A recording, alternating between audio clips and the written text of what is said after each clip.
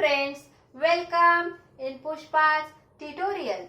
Today we are learn the subject Science and Technology Standard 9th English Medium Maharashtra State Board. Chapter number 1st, Laws of Motion.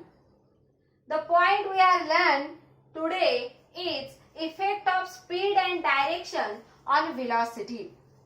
बघा, आपण जेव्हा एखाद्या traffic मधून गाडी चालवत असू त्यावेळी आपला जो स्पीड असेल तो, आणि जेव्हा वळणाचा रस्ता असेल तेव्हा आपला स्पीड असेल तो, आणि जेव्हा एकदम स्ट्रेट रस्ता असेल तेव्हा आपला स्पीड असेल तो. या सर्व गोष्टी व्हेलॉसिटीवर खूप परिणाम करतात.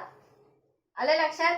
ट्रॅफिक मधून गाडी जात असेल तर थोडी जाईल, थोडी थांबेल, थोडी फास्ट, थोडी स्लो, अशा पद्धतीने आपल्याला गाडी चालवावी लागेल. म्हणजेच त्याला आपण नॉन युनिफॉर्म मोशन म्हणू शकतो. दुसरं म्हणजे एखादा पूर्ण रिकामा रस्ता असेल, स्ट्रेट असेल, तर स्ट्रेट रस्त्यावरून आपल्याला गाडी चालवायची असेल तर आपण सेम स्पीड ठेवून गाडी चालवू शकतो. म्हणजेच uniform motion, uniform linear motion achieve करू शकतो. आणि तिसरं म्हणजेच आपल्याला जेव्हा वळणाचा रस्ता असेल त्या वळणाच्या रस्त्याला आपल्याला कधी जास्त स्पीड करता येईल, कधी कमी, बरोबर की नाही? जर आपला स्पीड जास्त असेल तर आपल्याला टर्न घ्यायला मिळत नाही, कारण टायर काय होतो, गाडीचा स्लिप होतो, त्यामुळे गाडीवरून पडण्याची शक्यता असते. आपल्याला तिथे स्लो गाडी करावी लागते, पुन्हा स्ट्रेट रस्ता आला की फास्ट करावी लागते. म्हणजेच त्याला आपण नॉन युनिफॉर्म लिनियर मोशन असं देखील म्हणू शकतो. तर आपण याची एक सायंटिफिक रित्या डेफिनेशन आज समजून घेऊया आणि लिहून घेऊया. बघा, मी पहिल्यांदा तुम्हाला हा जो कन्सेप्ट आहे स्पीड संबंधीचा तो कोणी इंट्रोड्यूस केला त्याबद्दल सांगणार आहे. The first scientist to measure speed as the distance divided by time was Galileo. Galileo नावाच्या शास्त्रज्ञांनी पहिल्यांदा हा कन्सेप्ट शोधून काढला की डिस्टन्सला आपण टाइमने डिवाइड केलं की आपल्याला स्पीड मिळतो. म्हणजेच काय, distance divide by time is equal to speed. त्यावरून त्यांनी वेगवेगळ्या गोष्टींचा स्पीड काढलेला आहे. First one is the speed of sound in dry air. Dry air म्हणजेच आपल्याला आता जी नॉर्मल टेम्परेचरला जी हवा आत घेतो, बाहेर सोडतो, दिस इज अन ड्राय एअर. त्या ड्राय एअरला असलेला साऊंडचा स्पीड इज किती आहे, 343.2 मीटर पर सेकंड. हे त्यांनी फाइंड आउट केलं. त्यानंतर काय केलं, while the speed of light is about 3 multiply by 10⁸ metre per second. म्हणजे लाईटचा स्पीड देखील त्यांनी काढला. म्हणजे सूर्यापासून एकदा किरण बाहेर पडलं की ते जमिनीवर येईपर्यंत त्याला 3 multiply by 10⁸ metre per second म्हणजे एका सेकंदाला एवढा तो डिस्टन्स कव्हर करून जमिनीपर्यंत पोहोचतो. हे या शास्त्रज्ञांनी शोधून काढलं. त्यानंतर the speed of revolution of the earth around the sun is about 29,770 metre per second.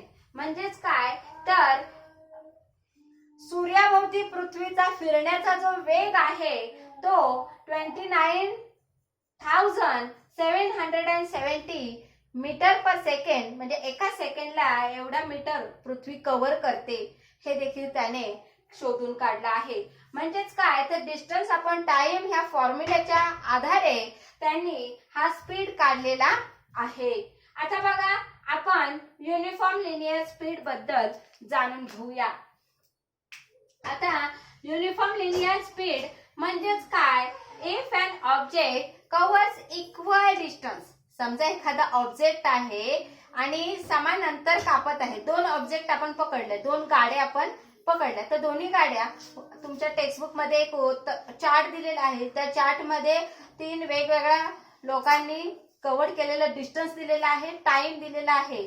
तर त्यामध्ये जर 2 पर्सन एकाच वेळी सेम डिस्टन्स कव्हर करून जात असतील तर त्याला we can say uniform linear motion. आपण त्याला युनिफॉर्म लिनियर मोशन म्हणू शकतो. If an object covers equal distance in equal time interval then it is said to be moving with uniform linear motion. or uniform linear speed. Okay, write down this definition and all these velocities which are given or which are written in our board. Okay, आता आपण next point कडे वळू, that is non uniform circular motion. आता non uniform circular motion म्हणजेच काय येणार सांगा. इथे काय येईल, an object covers unequal distance. J equal distance आहे तिथे फक्त तुम्हाला काय लिहिणार आहे तुम्ही बघा. आपली जी युनिफॉर्म लिनियर मोशनची जी डेफिनेशन आहे त्याच्यामध्ये मायनर चेंज करायचंय आपल्याला बघा. If an object covers what unequal distances in equal time intervals, then it is said to be moving with non-uniform linear motion or non-uniform linear speed. Here we can write in this way also, non-uniform.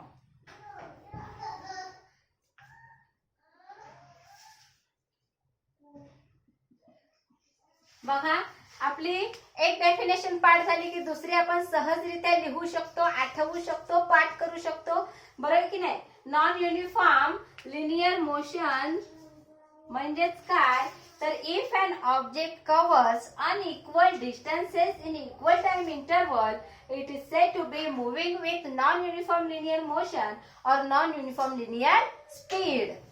आले लक्षात. आता याचा आपण example कसा देऊ शकतो सांगा. Example, what?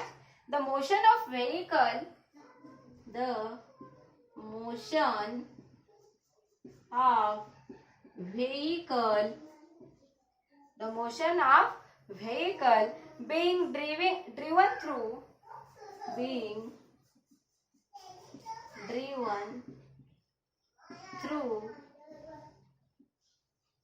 being driven through heavy traffic.